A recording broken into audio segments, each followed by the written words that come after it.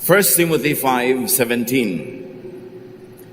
The elders who direct the affairs of the church well are worthy of double honor, especially those whose work is preaching and teaching.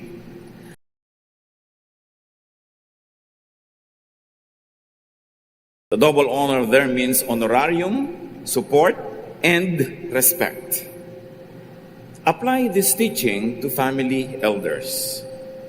Kung tinuturoan tayo na bigyan ng double honor ang elder sa ating church, paano natin ito i-apply sa ating mga pamilya? Sa mga nagpalaki sa atin, nagpaaral, kumupkop, nag-alaga. Ang ating pag-aaral, pinamagatan natin, Seniors Discounts. Salamat po, Ama, sa mga seniors ng aming buhay at sa mga binigyan nyo at binayaan ng mahabang buhay umabot sa pagka-senior. Salamat din po. Turuan nyo kami, Panginoon, na unawain ang iyong mga aral ukol sa pagtanda at sa aming pagtrato sa matatanda, maging sa aming paghahanda sa sariling pagtanda ng bawat isa. Be our teacher, be our guide. In the name of Jesus, your Son, we pray with thanksgiving. Seniors discounts. Seniors are exempted in our country from 12% VAT, and they get 20% discounts on most purchases. Masarap tumanda sa Pilipinas, lalo kung meron kang pambili. Para mabigyan ka ng discount, siyempre may pambili ka muna dapat. But seniors have other well-earned discounts. Aside from tax, aside from discounts at grocery stores, etc. Dahil sa accomplishment ng mga tumanda na, sa kanilang mga naging sakripisyo, sa kanilang mga pag-aalaga, seniors should be exempted from and enjoy discounts in financial worry when they're already old. Hindi na dapat kasama sa kanilang mga pinapasan yung mga alalahanin, mga bayarin, mga gastos. And the financial security of seniors could come from insurance, from savings, investments, at kung ano-ano pa.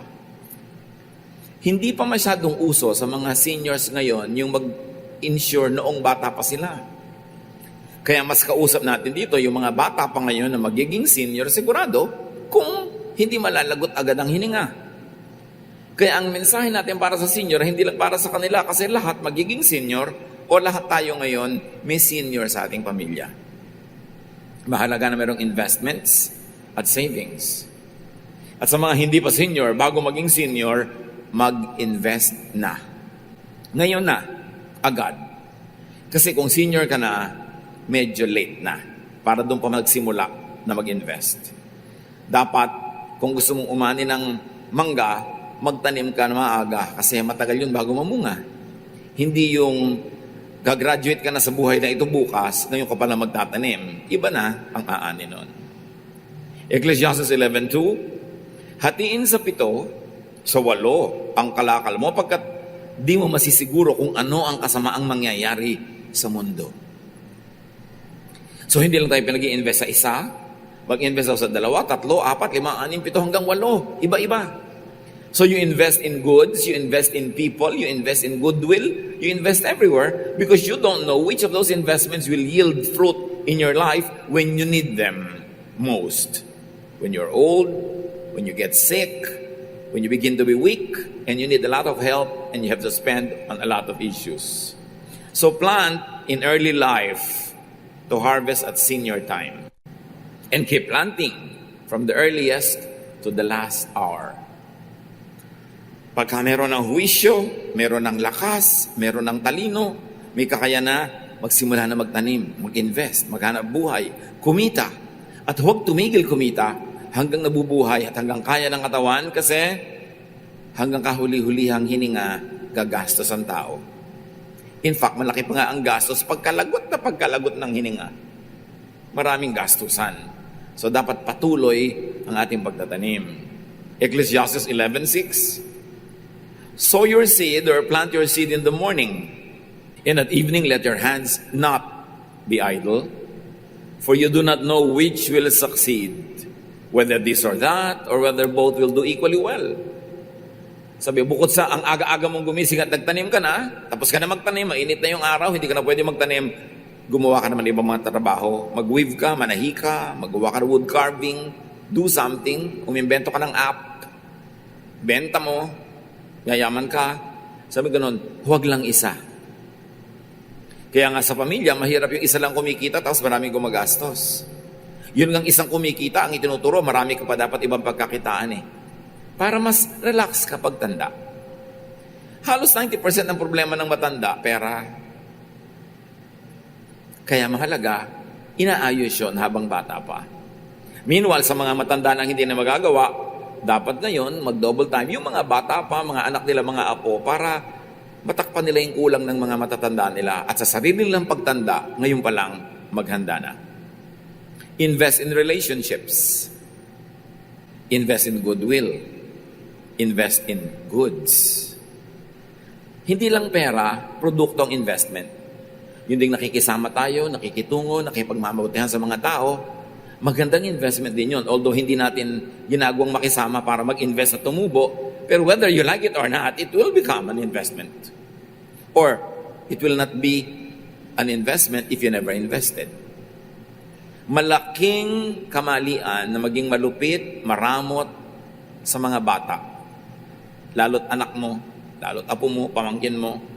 Kasi pagdating ng panahon, pagka ang buhay mo ay nasa 5 o'clock, 5:30 ng hapon, malapit ng lumubog ang araw sa iyong buhay, yung mga bata nung araw, sila yung nasa 11 o'clock a.m., 12 noon, katanghalian tapat, sila yung kalakasan habang papahina ka. Kung ang itinanim mo doon ay pagkamuhi sa'yo, galit sa'yo, inis sa'yo, ano ang inaasahan mong kalinga mula sa kanila sa iyong pagtanda? Hindi naman lahat ng ginagawan mo ng mabuti, sumusukli din ng mabuti. Pero kaya nga, damihan mo ang gagawa ng mabuti. Invest in 6, 7, 8, not only products but also people. Huwag doon lang sa paborito mo, doon ka na lamang nagmahal, siya na lamang ang tinulungan mo. Paano kung hindi siya tumanaw pagdating ng panahon? O mabait siya, pero ang napangasawa niya ay asawa from hell. At tinuturuan niya yung asawa niya, nakalimutan ka kahit ikaw ang nagtaguyod sa kanya nung bata siya. Or, ang bait-bait niya, ang bait-bait ng asawa niya, pero bigla sila kinain ng pating. Wala rin. Kaya marami ka dapat na ini-investan sa buhay. Kumbaga yung bahay na maraming haligi, mas matibay kaysa isa lang, bahay yun ng kalapati. Pero yung marami kang haligi, mas matibay ka. Natidiskartihan ang pagtanda. Lalo't bata ka pa ngayon. Ang mahalaga lang maging conscious about it. At sa mga anak, mga apo, be productive and fruitful. Para sa iyo at para sa iyong magulang. Hanggat pinakamaaga, as soon as possible, mga anak, stop being burdens to your elders and start becoming supporters. Ang goal dapat ng bata, makagraduate agad para makapagtrabaho na at nang makatulong na sa magulang. O kaya, makapagnegosyo, kumita ng malaki para makatulong sa magulang, makatulong sa mga kapatid. Dapat, yun ang goal. Hindi laging humingi ng humingi. Allow your parents to invest and save for their senior years. Kapag ang anak ay matino, maalalahanin sa magulang, matipid, masipag, hindi palahingi at hindi maluho, ang totoo noon ay pinapayagan mo at binibigyan mo ng space yung magulang mo na mag-save naman para sa sarili niyang pagtanda. Pero yung pinag-aaral ka na, gusto mo pa yung telepono mo, dinig sa buwan. Gusto mo pa yung mga damit mo, sobrang mahal. Yung parang yung lalabas ka ng bahay, may concert ka. Yung gusto mo, lahat ng gadgets mo, the latest. Hindi pa sapat yung telepono nakakatawag ko, nakaka-text. Kailangan pa, pwede kang gumawa ng architectural plan sa loob ng telepono mo. Kailangan pwede kang mag-dissect ng mga palaka, gumawa ng biology assignment mo sa loob ng telepono. Pang-research. Pag sobra kang hingi ng pangluho sa magulang, ang sinasabi mo nun ay ganito, ubusin nyo ang pera nyo sa akin, sa luho ko, at huwag na lang kayo mag-save pagtanda nyo. It's so unfair and so unkind, especially kung hindi naman talaga napakayaman at likas na mayaman ng iyong magulang. Huwag maluho. Gusto mo ng extra expense? Earn it. Gusto mo makabili ka ng magandang gadget? Mag-part-time job ka. Wala po akong oras. Anong wala? According to studies, ang average Filipino, 4 hours every day sa social media. 4! Kung magpa-part-time job ka lang na 100 per hour, so 50 pesos per hour, di 2 to 400 pesos yon a day. Hindi yung uubusin mo na yung oras mo sa mga libangan, mga ganyan-ganyan, hindi ka pa nga kumikita. Wala ka pang kinikita. Gusto mo pa mahal. Kaya dapat lumagay sa lugar. At dapat ang mga kabataan, hindi yung, wow, ang ganda ng phone mo. Wow, ang ganda ng bag mo. Dapat, wow, ang laki ng entrega mo sa magulang mo. Huy, mas malaki entrega ko. Wow, ang galing natin. Dapat ganon. Hindi yung pataasan ng takong ng sapatos sa talaga namang nanggagaliitin na yung ugat. Nadadapa tuloy, nasusubsob na ospital. Gastos na naman ng magulang. Kailangan ng mga bata nagpapaligsahan sa pagiging mabuting anak, hindi sa pagiging maluho. Mga kapatid, huwag niyong hangaan ng mga kabataan na hindi pa kumikita, ang luho-luho na, hindi nakakahanga yon. Malaking kapintasan yun sa kanya at sa kanyang magulang na kumukonsinte. Kailangan turuan ng mga bata ng mga pagsisikap. Sabi sa Bible, repay evil with good. Di ba? E di lalo namang repay good with better, with the best. How do you repay your parents for being good to you? You conserve the resources. You save what can be saved. You help them make money, even in your part-time jobs. Hindi yung hirap na sila kasi paulit-ulit ka, pabagsak-bagsak, pa-shift-shift, palipat-lipat ng course. Hindi naman sila namumunga ng pera. Hindi naman sila namumulot niyan. So be sensible and be sensitive to your parents. Marami pang mga exceptions sa mga matatanda na dapat may discount na sila or exempted sa responsibility for children and grandchildren. Dapat pagka ang anak is above 23, 24 na, hindi ka na masyadong dalahin ng magulang mo. Ikaw na nagsisimulang magdala sa sarili mo at tumulong sa magulang. At lalong-lalo naman, ang mga magulang hindi na dapat nag-aalaga ng apo. Huwag nang bigyan ng mga alagain, pasanin, alalahanin. Kaya importante sa mga anak, magpakatino. Huwag yung kung ano-ano mga dangerous sports, dangerous activities ang ginagawa nyo. Tapos pag nabali ang buto nyo, aalagaan kayo ng matanda hanggang kayo na rin tumanda. Dapat nare-reverse. May role reversal ang magulang at bata. Habang bata pa ang anak at mahina, inaalagaan ng magulang. Pero pagka ang magulang naman ang tumanda at humina, ang anak naman ang nag-aalaga. Paano maaalagaan ng magulang mo kung naputo lang dalawa mong kamay dahil sa kalalaro mo ng kung ano-anong mga dangerous games? Hindi bali sana kung talaga namang napaka-valid na aksidente yung nangyari. Pero may mga aksidente pwede namang iwasan eh. Yung don't engage in very dangerous sports. Think of how your parents will react kung bigla kayo nabaldado. Bukod dun sa madudurog ang puso nila, malulungkot sila, yung mag-aalaga pa sila, gagastos pa sila. And there can never be a role reversal if you become invalid. Hanggang sa wakas ikaw nga alagaan. Dapat ang goal ng bata, iingatan ko ang sarili ko para hindi ako kailangan maging alagain ng magulang ko. Iingatan ko ang puri ko para hindi nakakatatlong abortion na ako. Binabayaran ng nanay ko, wala naman discount kasi hindi ako senior. Yung hindi ganitong kung ano-ano ng mga ginawa ko sa buhay, ang dami-dami kong anak, wala naman akong pambili ng gatas, magulang ko na naman. Dapat nagpapakatino para ang magulang magka-chance na magpahinga at ma-enjoy ang kanilang senior years. So behave. Take care of yourself so you don't become alagain. And kung may anak na ang mga anak, take care of your own children. Ang lolo at lola dapat nag-aalaga lang ng apo pag nakukyutan sila. Pag gusto nila. Pero pagpapalitan na ng diaper, kayo na yon, hindi na dapat lola. Pagka ang kulit-kulitan ng bata, kayo na yon, hindi na lola. Inalagaan na kayo, hindi pa ba sapat yun? Papaalagaan nyo pa mga anak nyo sa kanila.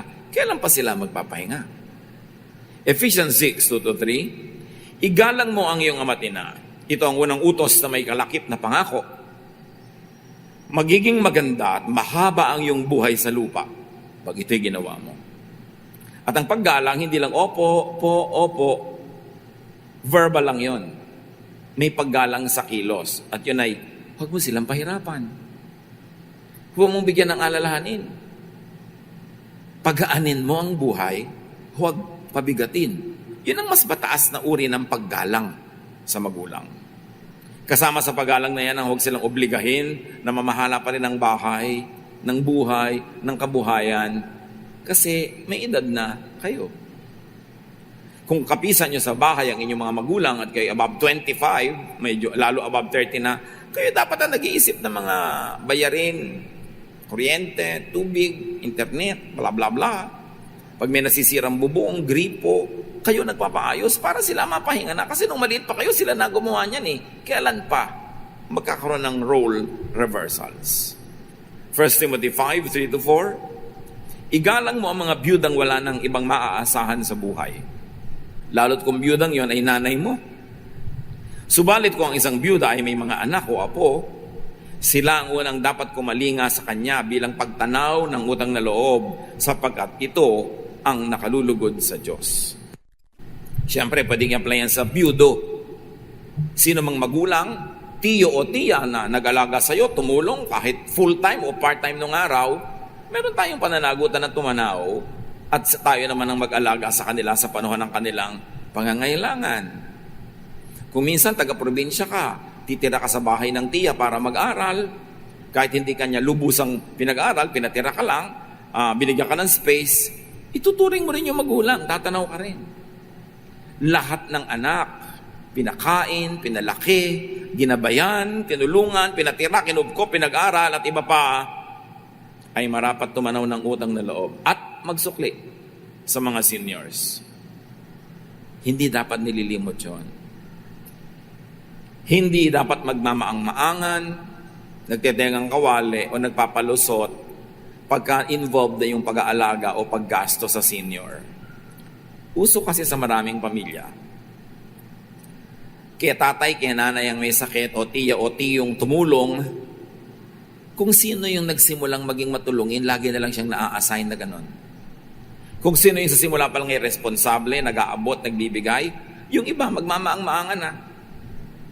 At sasabihin pa ng iba, si ate na lang bahala sa nanay, wala naman siyang asawa, matandang dalaga na siya. Yun nga matandang dalaga, walang asawa, walang anak, pagtanda nun, kailangan nun ng maraming savings. So dapat hindi mo laging i-assign dahil lang walang asawa at walang anak. Dapat lalong iligtas mo siya para makapag-save siya. Ikaw na may mga anak, may mga investment na sa mga anak mo, sa asawa mo, mas maraming titingin sa iyo later on. Hindi yung pare-pareho kayong pinalaki, pinakain, tapos isa, dalawa lamang gumagastos. Yung iba nagpapalusot, sasabihin, kasi walang-wala kami. Kung tutulong ka sa magulang at sa mga seniors, pag lang nagkaroon ka, kailan pa mangyayari yun? Walang himala sa mga ganyang bagay. Tumutulong ka kahit kagipit. Tumutulong ka sa magulang, sa senior, sa lolo, kahit kulang ang pera mo. Isama mo siya sa nakalista. Maglilista ka bayad sa tubig, sa kuryente, sa rent, nanay, tatay, kasali sa listahan. Kasi pag inilagay mo siya sa kaduluduluhan, wala nang natira. Next month na lang. Then next month, next uli. Hindi na mangyayari yon. Tapos pag namatay, lakas-lakas mo umiyak. Alam nyo, ang nakakapagpahina at nakakapagpakonti ng iyak, pag namatay na matatanda, yung alam mong ginawa mo yung best mo habang buhay siya. Then, pwede kang hindi masyadong malungkot. Nalulungkot ka lang, namimiss mo, pero walang halong pagsisisi.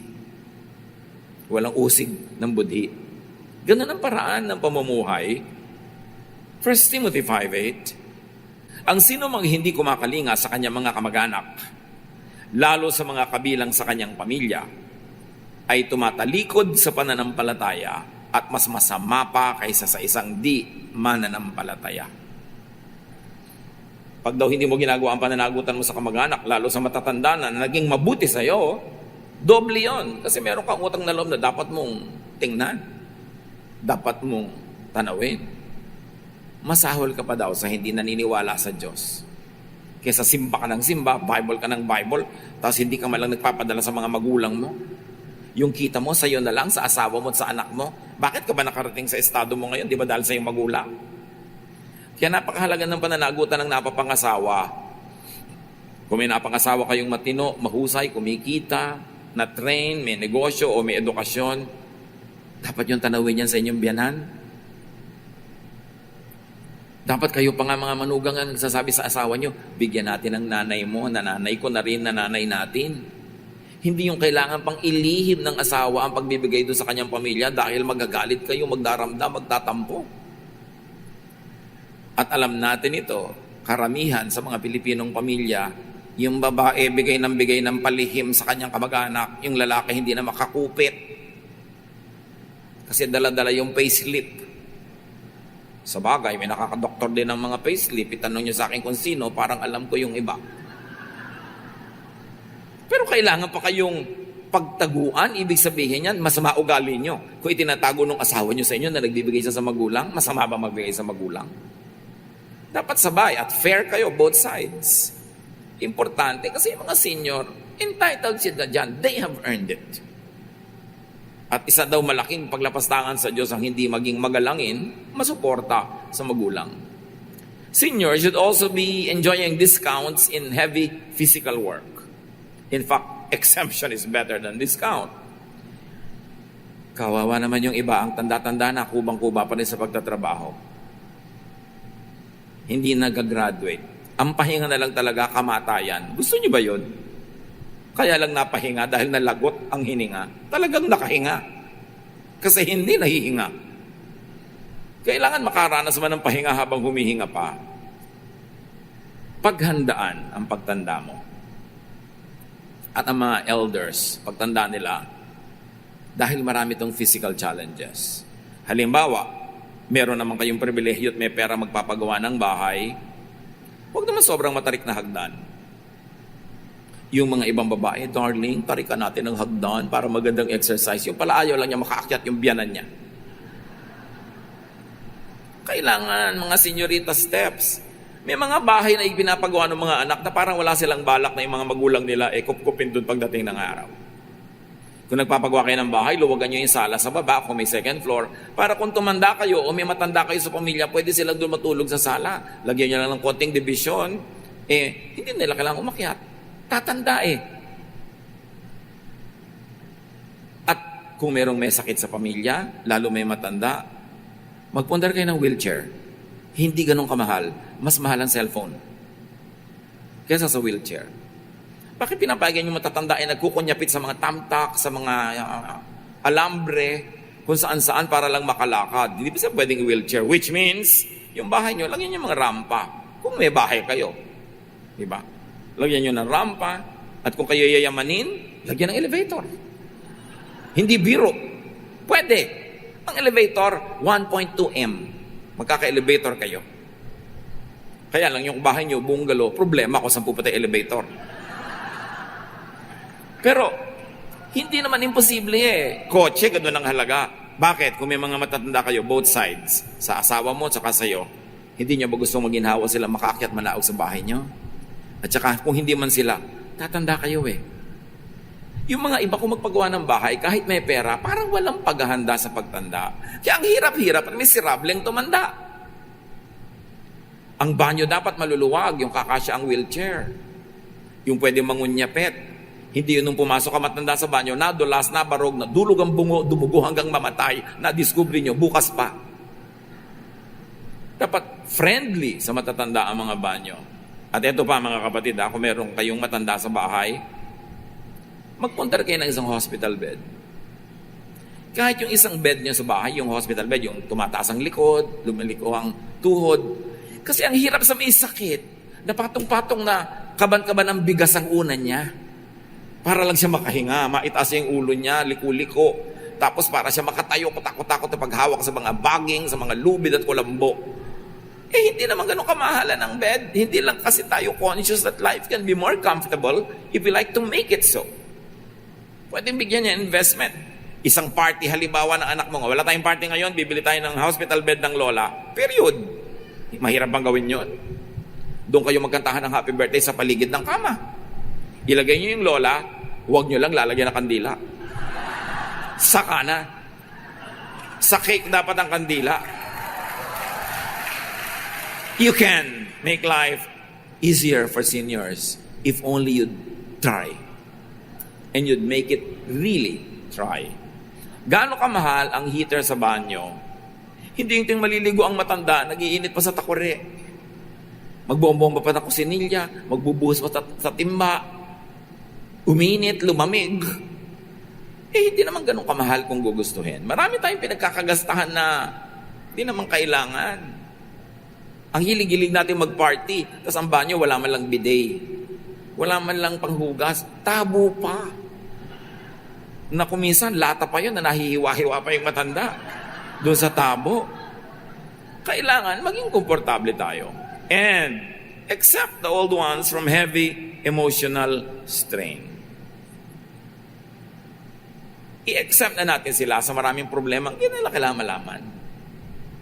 Avoid causing seniors to worry, to fear. Kaya magpakatino kayo pag may asawa, mga anak, tuwing nag-aaway kayo para maghihiwalay kayo, parang napipilas ang puso ng magulang nyo. More than they say. More than they can tell. Pagka hindi maayos ang inyong mga marriages, nasasaktan ng mga magulang. Kaya dapat ayusin ang buhay, alang-alang sa matatanda, kung hindi man alang-alang sa inyo mismo. Avoid causing seniors to be needlessly sad. Everybody has a responsibility na ayusin ang buhay para hindi malungkot ang mga matatanda. At laging dalawin, samahan, ipasyal, bigyan ng libangan. At bigyan ng sustento ang matatanda. Lalo't wala silang sariling pensyon, wala silang sariling pinagkukunan, dapat may sustento. Kung ilang kayong magkakapatid, mag-usap-usap kayo. O buwan-buwan magpapatak-patak tayo ng tig 50,000 para kay mami. Diba? Yen. Diba?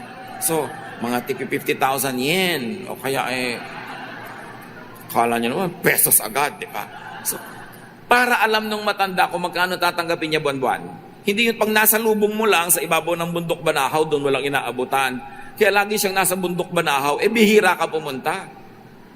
Yung binibigyan mo paminsan-minsan, hindi ka na pagbibigay sa magulang. Yung masalubong mo, may okasyon, bibigyan mo. Regular. Sabihin nyo nga sa katabi nyo, regular.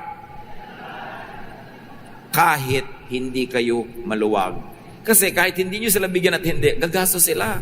Bibili ng gamot, kailangan ng pagkain. Regular. Para alam niya, ang mga anak ko, ang binibigay sa akin, halimbawa, every month, ipagpalagay nyo ng nakaka 8,000 yung matanda, o 80,000, anuman. Alam niya kung kailan yung kasunod, kaya nababudget niya. Pero yung kailan uli mag-aabot ito, kailan di nila alam, mahirap yun. Dapat may ganun. Paano po nag-iisa kong anak? Dapat regular lalo dahil ikaw lang ang umubos ng pera ng magulang mo. Kaya ngayon, ikaw lang ang magsusupport. Ganun talaga ang buhay. Kailangan regular. Leviticus 19:32, tatayo kayo kapag may kaharap na matanda. Igalang nyo sila at matakot kayo sa Diyos. Ine-equate ng Leviticus ang takot sa Diyos sa paggalang sa matanda. Ngayon, hindi lang yung physical pagtayo. Tayo kayo ng tayo, wala naman kayo inaabot, maupo na lang kayo. Ang ibig sabihin lang yan, yung be considerate, be respectful, not only in your bodily postures, but very importantly, in your behavior and interaction with them. At may kakambal yan, yung utos na igalang ang matanda. May kakambal yan na unsaid, mga matanda, dapat kagalang-galang kayo. That is the other side of the command. Hindi lang inuutos sa gumalang sa matanda, dapat ang matanda earns the respect. And 90% of the time, they've already earned it. And even if they belong to your 10%, we are still taught by Scripture to be respectful and supportive of our parents. Ang kanilang pagkukulang ay hindi excuse sa mga anak later on na maging magalang at maging matulungin sa magulang. Nababawasan lang siguro yung dagdag, yung perks, yung sweetness, yung eagerness, pero may minimum na requirement para sa mga anak, anuman ang naging performance ng inyong magulang. Dahil kahit hindi sila perfect, siguradong may ginawa din sila, kaya nga buhay pa kayo ngayon Mahalagang dibdibin yun. Psalm 71:18, isang dalangin, even when I am old and gray, do not forsake me, my God. And it might as well be addressed to the children. Even when I am old and gray, do not forsake me, my child, my children. Because that is the concern of every human being, yung pagtanda. Aminin man at hindi, ang laging inaalala, paano ko pagtanda ko? Sino mag-aalaga pag nagkasakit ako? Sino maglilibing pag namatay ako? Sino magdadala sa akin sa ospital pagka ako may naglulubha? Yun dapat, merong assurance ang pamilya, lalo yung mga anak, mga apo na sa abot na aming makakaya, lagi namin kayong aalagaan. Kasi ang ginagawa mo sa matatandang yan, ay yan din ang gagawin sa iyo ng mga bata sa iyong pamilya later on. Kaya napakahalaga na itinuturo nyo sa inyong mga anak na napakabuti niyong magulang sa mga lola nila. Kasi binibigyan nyo sila ng example kung paano kayo tatrato pagtandaan nila at pagtandaan nyo. Kung nakikita ng mga anak nyo, baliwala ang magulang nyo sa inyo, di ba baliwalain din kayo paglaki niya? Kasi yun ang nakitang halimbawa. Napakahalaga na yung mga basic traditions na ganyan na hindi iniiba ng panahon, hindi iniiba ng uso, hindi iniiba ng gadget. Because some things never change. And one of the most important things that never changes, or one of the things that never change, yung bata inaalagaan ng matanda at yung matanda aalagaan ng batang lumaki na at hindi na bata or hindi pa masyadong matanda. Yun ang cycle ng buhay. Kaya lahat ng sibilisasyon, kabihasnan, pamilya, mula noong unang panahon hanggang ngayon ay nanatiling nakatayo. May role reversals. Seniors, very importantly, behave. Act responsibly. Gawin yung pleasure sa mga young people, sa inyong mga anak at apo na kayo ay tingnan, irespeto, igalang, suportahan dahil kayo'y karapat-dapat. Hindi lang nauobliga sila, kundi ikinagkagalak nila na gumawa sa inyo ng mabuti dahil tama ang inyong kilos. Ang mga matanda dapat may pinagkatandaan. Para kaigalang, dapat kang kagalang-galang.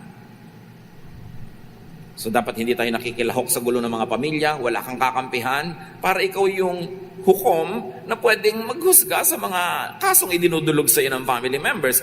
Kung may kakampi ka, kasama ka sa group A, syempre hindi makikinig sa yung group B. Ang matatanda dapat neutral. Kahit sa loob ng inyong puso, meron kayo kumisang paborito, meron kayong kinakampihan, hindi ka lang ipahalata. Kasi may role kayo to be neutral so that you could guide the family and give them objective advice. At pagka yan, tayo ay mga kagalang-galang, hindi natin kailangang humingi ng limos na igalang tayo. Kusa na tayong igagalang. Kasi kagalang-galang tayo. Titus 2:3-4. Sabihin mo ang mga nakakatandang babae, at isama na rin natin ang mga lalaki, na sila'y mamuhay ng may kabanalan. Huwag maninirang puri. Huwag daw chismosa ang matatanda.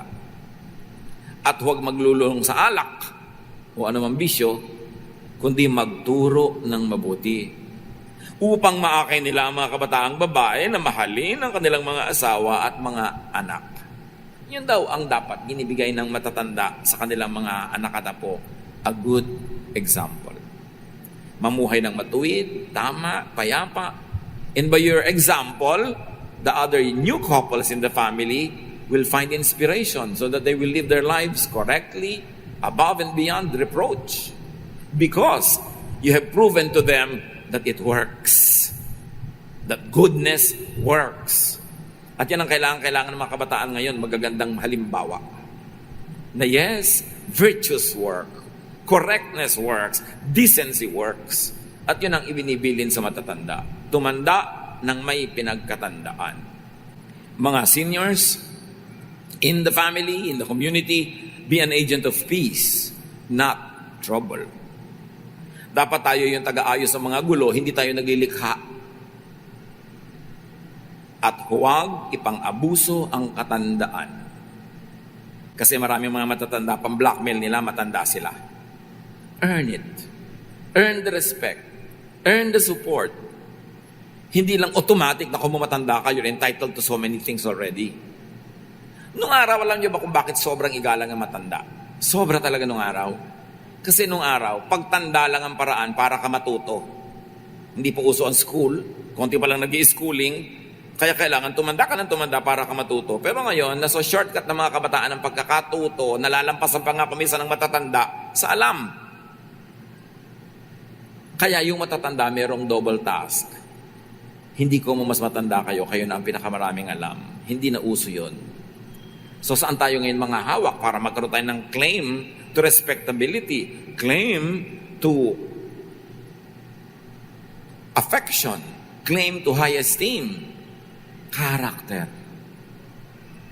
Kahit ang mga kabataan ngayon are better informed because of the information technology, ang atin ngayong ipapakita para lalo tayo maging kagalang-galang kahit kumisan mas marunong sila kaysa sa atin, gano'n na ngayon, character. An assailable character. That you're serene like water without blemish on its face. Na hindi ka madaling malingkalig, hindi ka laging tataranta. Matining na loob, buong loob, mataas na pananampalataya, mabuting pagkatao, kahit kailan, respectable yon.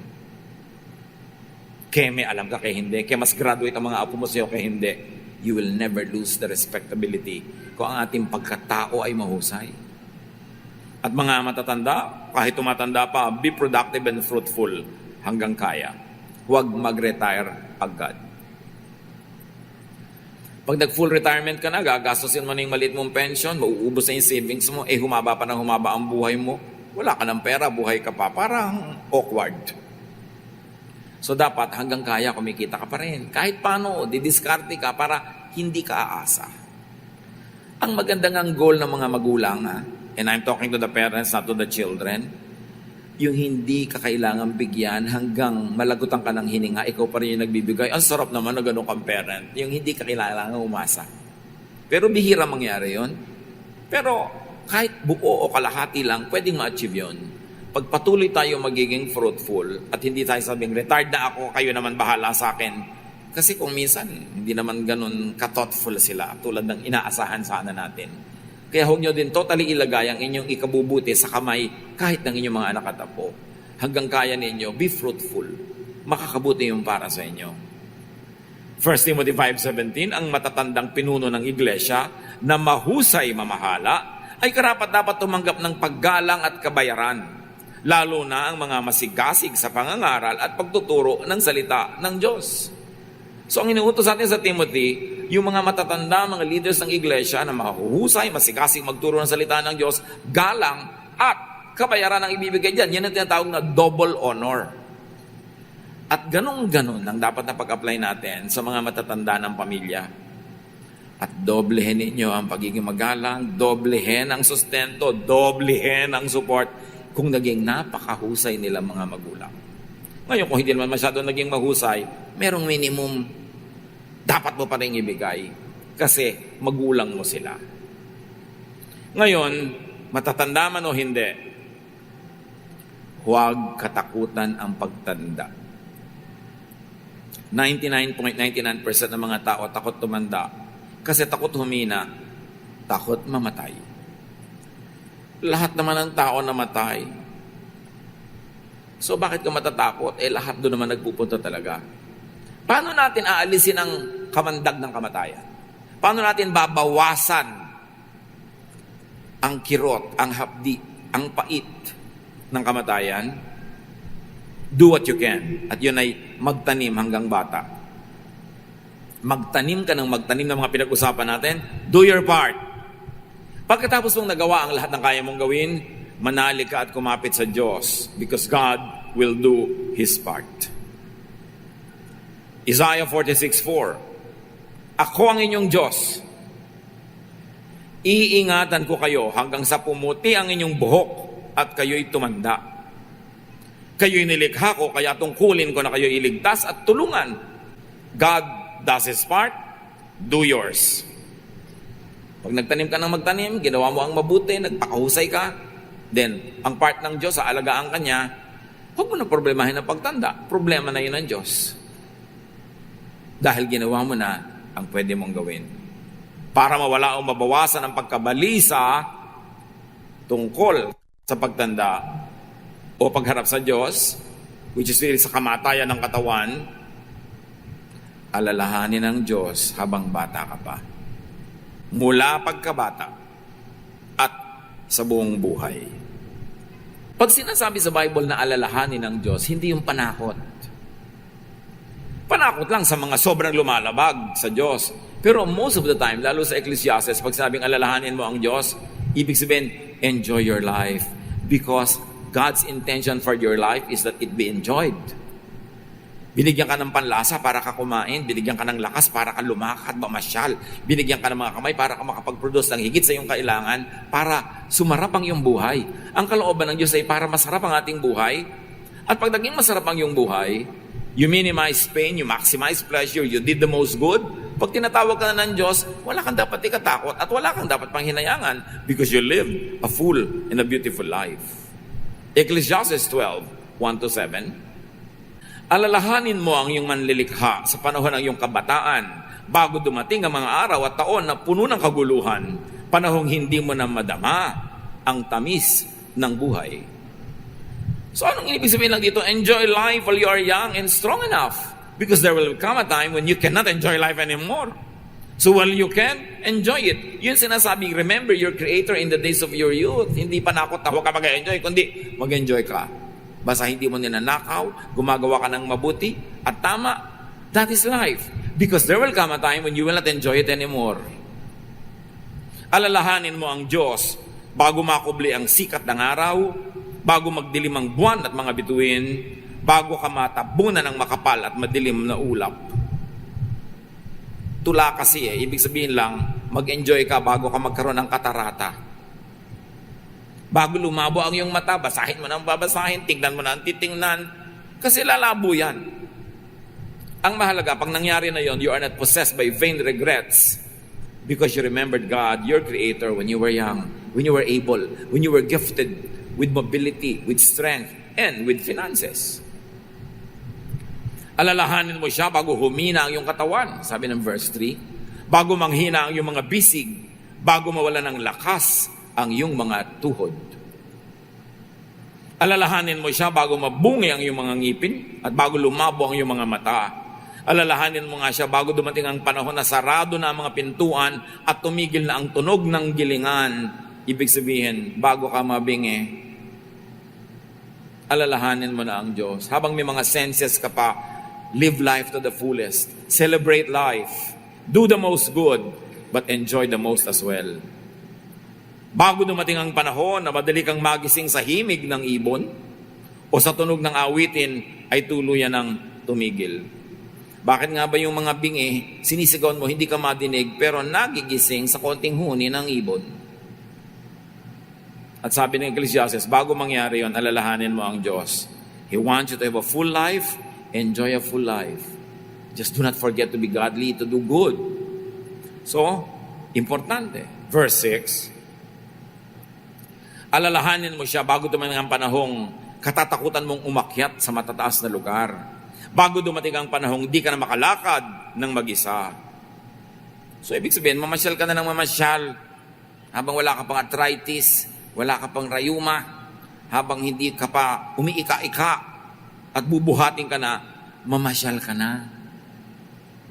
Kaya mahalaga yung paalala natin sa mga anak na huwag kayong maluho, huwag kayong hingi ng hingi, tapusin yung pag-aaral nyo para makapag-ipon yung mga magulang nyo o makapamasyal na. Kasi pagka hindi nila kayo titigilang suportahan habang buhay, naghihingalo na lang sila, hindi pa sila nakapamasyal. Hindi nila magagawa yung sinasabi ng Ecclesiastes. You've got to set your elders free from responsibilities so that they can enjoy life to the fullest after they have raised you up from childhood and you have become adults. Alalahanin daw ang Diyos bago pumuti ang iyong buhok at lipasan ang pagnanasang sumiping sa minamahal. So nangyayari yun sa mag-asawa? Parang magkapatid na lang. Kaya anong sinasabi ng Ecclesiastes? Sumiping pa more habang pwede pa. Diba? At sumiping now. Kasi darating ang panahon, sabi nga, di ba, mahina na yung tuhod mo, wala ka ng gana, gusto mo na matulog, ayaw mo na maabala. So sabi ka nun, habang may panahon, gawin nyo lahat yan. Now, you know how thoughtful God is? Itinuturo niya ang lahat ng ito. Ikinukubli lang ng maraming conservative religious people yung mga kabaitan na ito ng Diyos. Ang lagi itinuturo, mag-ayuno, magpanata, magpakahirap sa sarili. Hindi yun ang nakikita natin pag binasa mo talaga yung Bible. Darating ang araw na tayo ipupunta sa huli nating hantungan. Alalahanin mo siya bago manumbalik sa alabok ang iyong katawang lupa at ang ating hininga ay magbalik sa Diyos na may bigay nito. So anong dapat mong ikatakot sa pag-uwi sa Diyos? Sa oras ng kamatayan, humihiwalay ang espiritu, bumabalik sa Diyos, ang katawang lupa, bumabalik sa lupa. So ang inililibing natin, yung kinikremate ng iba, hindi na yun yung tao, yun lang yung katawang isinuot ng kanyang espiritu. Kaya pag may nakikita kang mahal sa buhay na inililibing, huwag ka masyado magdrama, hindi siya yun, yan lang yung katawan. Kung sabihin, ay, inililibing na si nanay, di ba? Kakalungkot yun. Ay, inililibing na ang katawang lupa ni nanay at si nanay nasa Panginoon na yung espiritu, nababawasan yung lungkot. At hindi yan pampakonsuelo lang. Totoo yun. Sabi sa Biblia, ang espiritu bumabalik sa Diyos, ang katawan bumabalik sa lupa. Kaya dapat, hindi tayo masyadong madrama pag may namamatay. Gawin mo lahat ng pagmamahal habang buhay siya at pag namatay, edi, die. Hindi mo ikinakatuwa, pero hindi mo din dapat ipagluksa. Kasi yung kamatayan ay pinto na pasukan patungo sa buhay na walang hanggan. Ba't mo siya pagkakaitan na pumasok doon? Lalo't hirap na sa buhay dito, yun na lang ang pahinga. Nakakalungkot, nakakamiss, pero hindi ka dapat maghinagpis. Sapagkat kung sa Diyos uuwi ang ating mga mahal sa buhay, dapat nga ipagdiwang. Although mahirap magdiwang kung mahal na mahal mo at namimiss mo. Pero mga kapatid, bawasan ang drama sa lamay. Bawasan ang drama sa libing. Pag nabuhay ka ng tama, yung mahal mo sa buhay ay hinayaan mong mabuhay ng masaya, masigla, masagana. Walang dapat ikalungkot pag uuwi na siya sa Diyos. Yung lungkot-lungkot para lang sa mga hindi mananampalataya. Nalulungkot ka pero dapat konti lang, hindi masyado. Ngayon, kung talagang hindi mo tinulungan, hindi mo minahal, hindi mo inalagaan, nakakalungkot nga yun kasi may halong pagsisisi. Kaya malaki ang pananagutan din ng mga anak sa mga seniors para maging maluwag din sa ating loob pagka sila ay tinatawag na ng Diyos. Paghandaan, huwag katakutan ang paglipat sa kabilang buhay. Para lang sa mga walang pananampalataya yung sobrang hinagpis. Do what you can for seniors to minimize their pain and suffering. Acts 20:35, sa lahat ng pagkakataon, dapat ninyong tulungan ang mahihina. At sabi sa 1 Timothy 5:1, huwag mong pagagalitan ng nakakatandang lalaki, kundi pagsabihan mo siya ng mahinahon na parang sarili mong ama. Nakita niyo yung konsiderasyon ng Bible sa matatanda. Kahit empleyado mo yung matandang lalaki, ikaw yung amo, sabi, ituring mo yung parang ama mo. Pwede mong pagsabihan, pero magalang. Ituring mong parang ama mo basta matanda kesa sa'yo. What else do you do for seniors? Maximize their comfort, their happiness, and peace of mind. Lalo't konti na lang ang nalalabing panahon sa kanila dito sa mundo, dapat pasayahin na natin. Although older doesn't mean mauunang sa makabilang buhay. There is no guarantee. Kaya nice ka dapat sa everybody. Genesis 15:15, pahahabain ko ang iyong buhay, mamamatay at ililibing kang payapa. Pangako ng Diyos sa mga taong malapit, masunurin sa Kanya. And what else do we do with seniors? Maximize their power to do the most good by setting them free from responsibilities that we should now be taking on as their children or grandchildren. Sa mga Pasko, makinig kayo. Pasko. Anong sabi ko? Kayo ang magpamasko sa matatanda, ha? Hindi dadalhin niyo yung mga anak niyo at mga apo niya sa kanya at yung matanda hindi malaman kung saan kukuha ng mga tigto 20 para mukhang marami. Huwag na kayong namamasko sa matanda. Kayo na ang magpapasko. Ulitin niyo nga yun. Ang hina naman, konti-konti nang natandaan. Huwag na kayong namamasko sa matatanda. Ulit. Dapat kayo na ang magpamasko. Malinaw ba yun? Kaya tuloy yung matatanda, manghihingi din naman si Huy, bigyan mo ko ng pampamasko. Bakit kailangan pang paikot-ikot yung pera? In fact, dapat hindi na namamasko. Yung punta ka ng punta, hingi ka na hingi ng pera. Unless in-invite ka. Pumunta kayo sa bahay, mamasko kayo sa akin, bibigyan ko kayo ng suman. O yun. Pero yung nauobliga ka, ang dami, isang pulutong dumadating, naaga ang kamatayan ng matanda. Kaya maraming namamatay pag Pasko.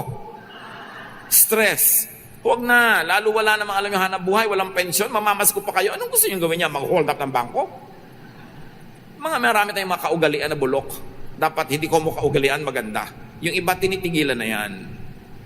Deuteronomy 5:33, mamuhay kayo ayon sa kanyang mga utos.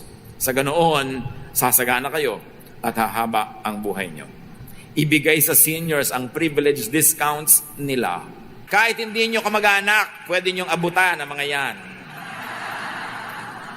Remember, lahat kamag-anak mo, pagkaanak ka ng Diyos. Di ba? At lahat, pwede mo rin dapat hingan ng payo. Pagka nagbe-birthday kayo na matanda na, huwag niyong ililihim. Ilang taon na po kayo? 55. Aba, parang wala kang utang na loob sa Diyos na pinapahaba ang iyong buhay. Araw-araw pwedeng mamatay ang tao. Tama? So tuwing humahaba ng kada isang araw, nagpapasalamat ka. Pag nag-birthday ka, nagpapasalamat ka. Hindi mo inililihim na humaba ang buhay mo. Iyan ay pinagmamalaki sa pangakarangalan ng Diyos kasi bawat araw, dagdag yan ng Diyos. Dapat is-celebrate. In this very crazy culture of youth, yung mga tao parang kapintasang tumanda. Yung ayaw pa magpamano dahil baka daw magmukha matanda. Ate, mukha ka talaga matanda. Kahit walang magmano sa'yo. So magpamano ka na. Hindi nadadaan niya sa mga ganong-ganong kaartihan. At kung tumanda ka pero may pinagkatandaan, marami ka natulungan, may pinalaki ka, may pinaaral ka, napakalaking karangalang tumanda. At kung tatawagin ka ng Diyos, huwag ka na mag-atubili, sumama ka na agad. Dahil masarap naman kasama ang Diyos. Hindi naman yan nakakatakot dapat. So, do not problematize old age. Old age is a gift from God to be enjoyed. It is not a problem to be solved. And it is not a shame to hide. It is an honor that the Lord has given you long life. Maghanda sa inyong parating na pagiging senior, yung kayong mga hindi pa senior. Be productive and enjoy every stage of your life.